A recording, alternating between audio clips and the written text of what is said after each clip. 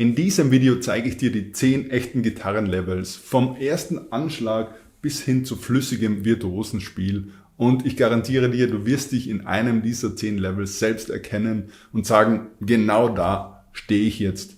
Schreib's mir dann in die Kommentare, ich sag dir dann, was du machen sollst, um aufs nächste Level zu kommen. Wir starten los, let's go!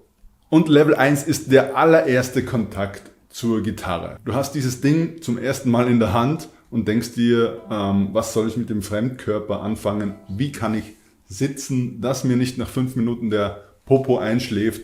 Und wie schlage ich überhaupt mit der rechten Hand an? Es ist alles noch neu, aber du bist in dieser Phase sehr motiviert, du übst viel, du möchtest am besten den ganzen Tag spielen, deine Fingerkuppen brennen und rauchen schon fast. Und du denkst dir, hört das vielleicht auch endlich mal auf? Ich kann dich beruhigen, das wird aufhören, bleib dran. Wenn du gerade motiviert bist, natürlich brauchst du etwas Pause manchmal, dass die Finger sich beruhigen können, hornhaut auch aufbauen können. Aber spiel, was dir Spaß macht.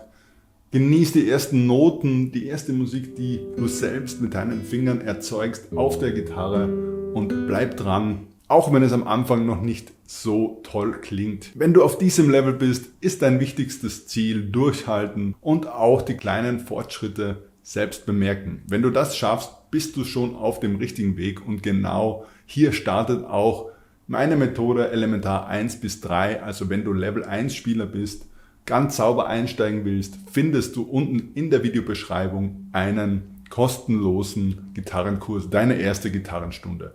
Wir kommen zu Level 2 und das sind die ersten Melodien. Jetzt fängst du an, die ersten Töne miteinander zu verbinden und daraus kleine Melodien zu machen. Und das ist ein richtig schöner Moment, denn plötzlich klingt die Gitarre nicht nur mehr nach irgendwelchen Übungen oder nach Störgeräuschen, sondern erstmal nach Musik. Natürlich noch nicht konzertsaalreif, eher hier Wohnzimmerreif, aber immerhin technisch geht es hier rechts um die ersten Anschlagtechniken, den Wechselschlag mit Zeige- und Mittelfinger, erste Akkordzerlegungen mit P, I, M und A. Du merkst, dass alle Finger ihren Platz auf der Gitarre auf den Saiten haben. Links geht es um das saubere Greifen einzelner Töne. Gleichzeitig merkst du bei der Greifhand, dass die Finger noch ziemlich unbeweglich und steif sind. Da bist du nicht alleine.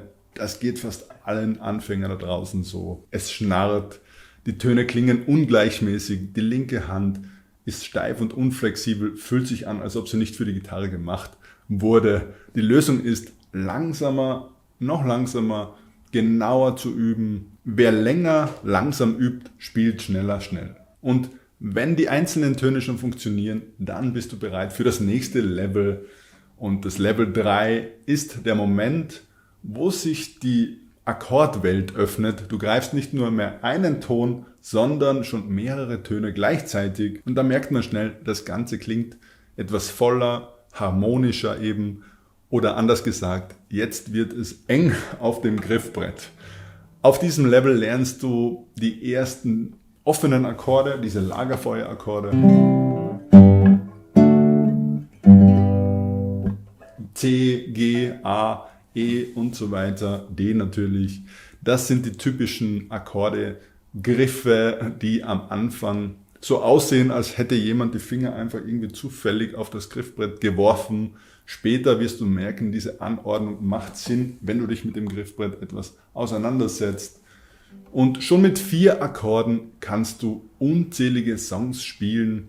Technisch geht es darum, mehrere Finger gleichzeitig sauber aufzusetzen. Deshalb macht es Sinn, zuerst einen Finger sauber aufzusetzen beim Melodiespiel. Dazu kommen die ersten Schlagmuster dann rechts und einfache Akkordzerlegungen. Musikalisch kannst du hier zum ersten Mal Songs halbwegs begleiten. Du hast eine Vorstellung davon, vielleicht noch mit kleinen Pausen zwischen den Akkorden, aber plötzlich spielst du am Lagerfeuer einfache Begleitungen. Dieses Level 3 kann auch mit Level 2 einhergehen oder austauschbar sein. Du kannst entweder vorher Akkorde lernen, sehr viele Methoden gehen so vor. Egal ob du Level 2, das Melodiespiel, oder 3 vorher machst, das ist ziemlich am gleichen Niveau. Es klingt noch nicht ganz flüssig, auch hier gilt, langsam zu üben, mit Metronom vielleicht zu üben. Versuche die Akkorde gleichzeitig, also die Finger gleichzeitig auf das Griffbrett aufzusetzen und zu heben und nicht Finger für Finger. Das sind so die Tipps, die ich dir hier mitgeben kann. Auf jeden Fall genieße dieses Level. Es macht wirklich Spaß, schon eine Ahnung davon zu haben, wie man Songs begleitet und auf diesem Weg dahin auch zu sein. Zum nächsten Level nämlich, und das ist das Level 4. Wenn du offene Akkorde sauber begleiten kannst, die Wechsel flüssiger werden und du einfache Songs spielen kannst mit vielleicht Zupfmustern, dann bist du schon bereits im Level 4 und das sind die Fingerstyle-Grundlagen, das klassische Spiel. Jetzt spielst du nicht nur die einzelnen Melodien oder einfache Akkorde, sondern beginnst beides miteinander zu verbinden. Deine Melodien werden harmonisiert und es klingt fast so, als würden zwei Gitarren spielen. Auf diesem Level lernst du auch schon anspruchsvollere Fingerpickings, Arpeggios, einen sauberen Ton auch zu produzieren, in den ersten Lagen zu spielen, die ersten Lagen wechseln. Also du merkst auch, die linke und die rechte Hand müssen sich jetzt wirklich synchronisieren. Musikalisch spielst du die ersten klassischen schönen Stücke oder kleinen Fingerstyle-Arrangements, also Stücke, bei denen du den Bass, die Begleitung und die Melodie gemeinsam spielst.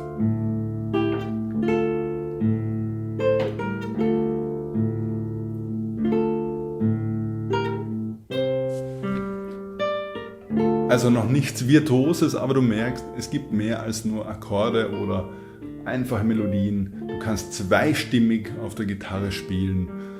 Das ist wirklich eine schöne Sache und hier beginnt für mich erst die wahre Magie der Musik. Die typischen Probleme hier, du spielst die Töne noch nicht legato, das heißt, du kannst die Töne noch nicht sauber verbinden. Du bist noch etwas unsicher natürlich beim Greifen und beim Zupfen. Was macht die linke, was macht die rechte? Man ist oft überfordert, welche Saiten du anzupfen musst. Hast auch natürlich manchmal die falschen Saiten, die du triffst in der linken Hand. Die Lösung ist hier nicht nur die richtigen Saiten zu treffen, sondern bewusst auf das Verbinden der Töne und einen schönen Ton schon zu achten.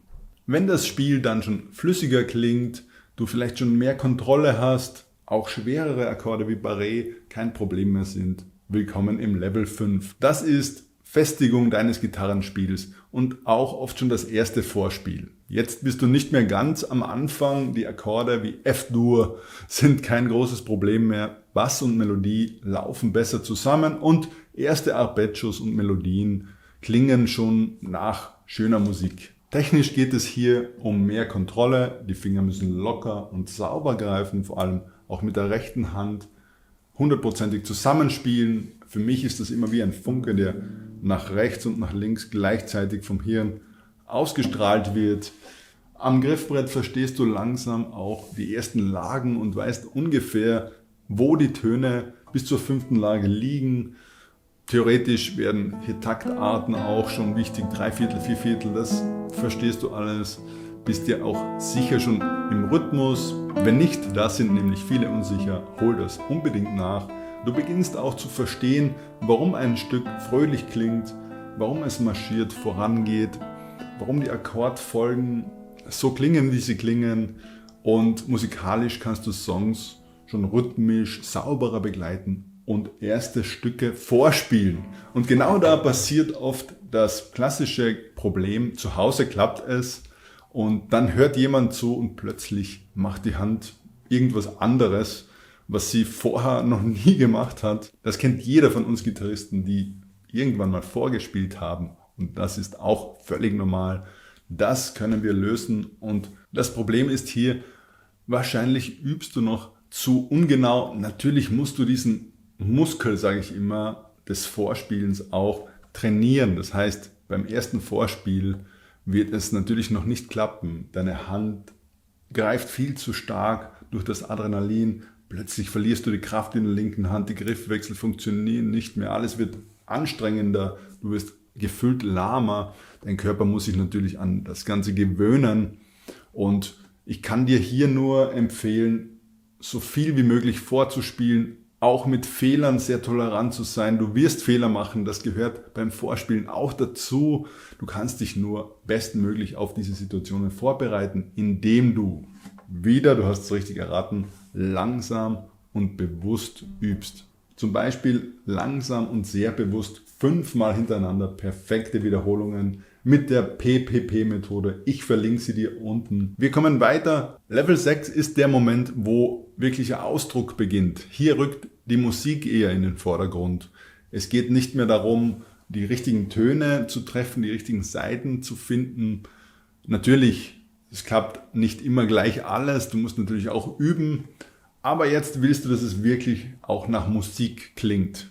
Technisch kommen da leichte Verzierungen oder Hammer-ons, Pull-offs, Slides, Vibrato auch mit in deine Fähigkeiten, in dein Repertoire auch. Du machst dir Gedanken um Nagelform vielleicht, um Tonproduktion, dass es auch schöner klingt auf der Gitarre. Theoretisch verstehst du jetzt größere Zusammenhänge schon, wie den Quintenzirkel, Tonarten bis zu 3 Vorzeichen und einfache Kadenzen. Du fragst dich also hier, was steckt dahinter, hinter der Musik? Und das ist natürlich sehr, sehr spannend. Hier geht es auch viel um Musiktheorie. Was ist ein Vorhalt, eine Auflösung? Was sind Vortragsbezeichnungen? Warum spiele ich hier schneller? Warum spiele ich hier langsamer?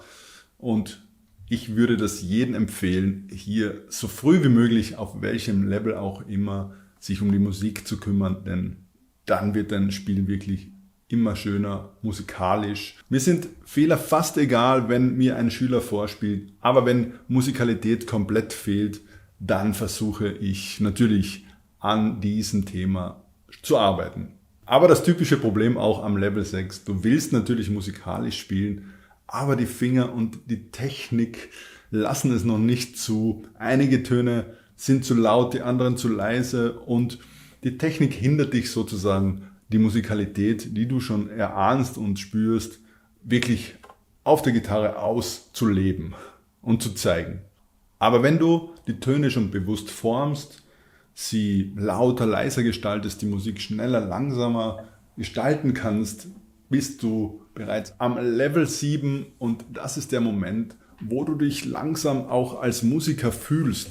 Du hast sehr viel Überzeit in dieses Instrument reingesteckt und das hört man nun auch. Nur sieht kaum jemand, wie viel Arbeit wirklich dahinter steckt. Technisch kommen hier Spezialtechniken dazu, wie zum Beispiel künstliche Flageolet. Hier geht es natürlich auch schon um das mehrstimmige Spiel. Was heißt das? In einem Chor gibt es ja verschiedene Stimmen, zum Beispiel Sopran, Alt, Tenor, Bass, nicht nur zum Beispiel. Und jetzt versuchst du schon, diese Stimmen auf der Gitarre hörbar zu machen. Nicht nur Melodie und Bass, sondern manchmal auch eine Mittelstimme. Theoretisch verstehst du harmonische Zusammenhänge immer besser. Musikalisch spielst du hier schon Arrangements, die wirklich relativ schwer sind, komplexere Stücke der Mittelstufe. Du kannst sie relativ sauber vorspielen. Das typische Problem ist, auf diesem Level, man ist noch sehr verkrampft, natürlich beim Vorspielen noch mehr, nervös. Wenn du das aber schaffst und schon mehrere Stimmen hörbar machen kannst, musikalisch spielst und komplexe Stücke komplett vortragen kannst, geht es schon in Richtung Oberstufe. Das ist das Level 8 und da kommt der Punkt, wo du eine ernsthafte Tätigkeit auch als Musiker in Erwägung ziehst. Du spielst also nicht mehr für dich im Wohnzimmer oder für deine Freundin, deinen Freund, deiner Mama. Du kannst vorspielen, kleine Konzerte geben, du spielst vielleicht in einer Band, du kannst eben Musik einem Publikum präsentieren.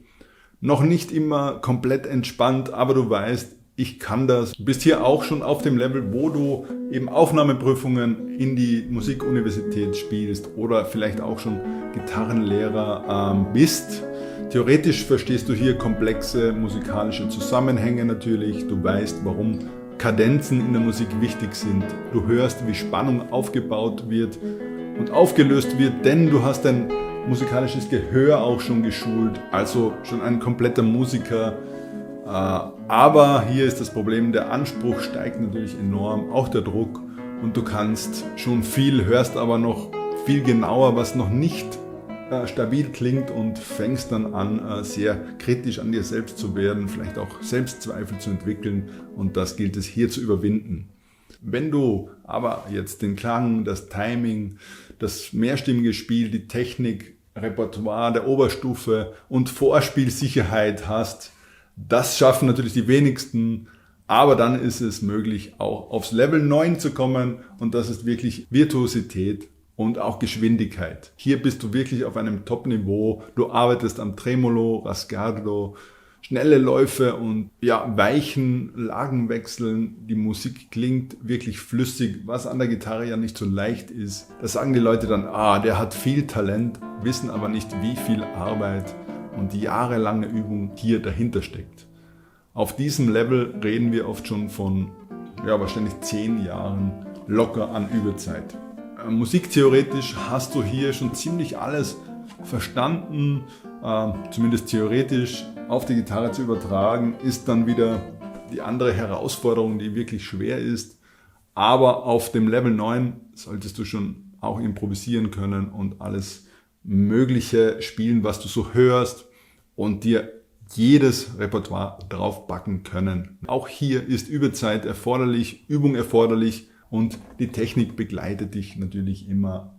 Hier versuchst du wirklich noch schneller zu werden, noch eine saubere Technik zu haben, noch entspannter zu spielen. Da gehört auch dazu, dass man seine Fingernägel immer in schöner Form hält, immer poliert hält und mit relativ neuen Saiten auch spielt, denn hier macht es wirklich dann schon einen Unterschied, wie die Gitarre dann im Anschlag klingt und welchen Ton du produzieren kannst. Ja, ich sage immer, wenn du etwas über Fingernägel wissen willst, frag einen klassischen Gitarristen. Und wir kommen schon zum letzten Level, dem Level 10 und das ist wirklich musikalische Reife. Hier geht es dann nur mehr rein um die Musik, nicht mehr darum, ob die Technik irgendwie funktioniert, sondern eher um Interpretation, Klangfarbe, künstlerischen Ausdruck auf der Bühne, als Künstler, als Musiker. Du hast deine Freiheit auch in Ton, Technik und Klang und die Gitarre ist dir nicht mehr im Weg sozusagen. Dieses Level erreichen aber nur sehr wenige, vielleicht manche Universitätsprofessoren, absolute Profis, Meister, die ihr Leben diesem Instrument widmen und theoretisch komponierst du hier schon komplexe Stücke, arrangierst für Gitarre und natürlich auf höchstem Niveau. Aber auch hier gibt es sicher Probleme wie Leistungsdruck auf der Bühne, Perfektionismus vielleicht und die Hingabe auf Dauer, also jeden Tag dich einem sehr sensiblen, fehleranfälligen Instrument zu widmen, immer wieder neu. Aber das ist ja auch das Schöne, auch hier geht es immer weiter. Es hört sozusagen nie auf. Mehr Klang, mehr Tiefe, mehr Ausdruck. Und das ist im Grunde die Reise als Gitarrist, egal auf welchem Level du dich befindest. Vom ersten Anschlag bis hin zu echter musikalischer Reife. Ich hoffe, dir hat es auch geholfen, diese Levels einmal so klar zu sehen und vielleicht auch besser einzuordnen, wo du dich gerade befindest, was noch vor dir liegt und ich konnte dich vielleicht auch etwas motivieren. Und jetzt bin ich gespannt, bei welchem Level hast du dich wiedergefunden? Schreib es mir unten in die Kommentare. Wenn du ein paar Levels weiterkommen willst, möchte ich dir meinen Kurs Gitarre Elementar 1 bis 3 ans Herz legen, wo es wirklich von Level 1 bis 7, 8 schon geht, aber Schritt für Schritt und sehr langsam für jeden machbar. Du brauchst kein besonderes Talent. Wenn du also jetzt motiviert bist, nicht nur Akkorde schrammeln willst und wirklich Musik auch machen und spüren willst, der Link ist in der Beschreibung. Ich wünsche dir auf jeden Fall sehr viel Spaß auf deiner Reise mit der Gitarre und wie immer, liebe Grüße aus Wien, dein Norman.